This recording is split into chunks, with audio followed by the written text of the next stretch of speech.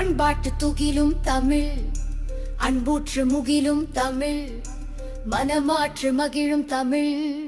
நகலில்லா மொழி பகலில்லா வழியில், அகலொழியாய் மொழி இகலில்லா புகழில், அகவொழியாய் மொழி பிழையில்லா கலையில், தழழிசையாய் மொழி தமிழ் மொழி.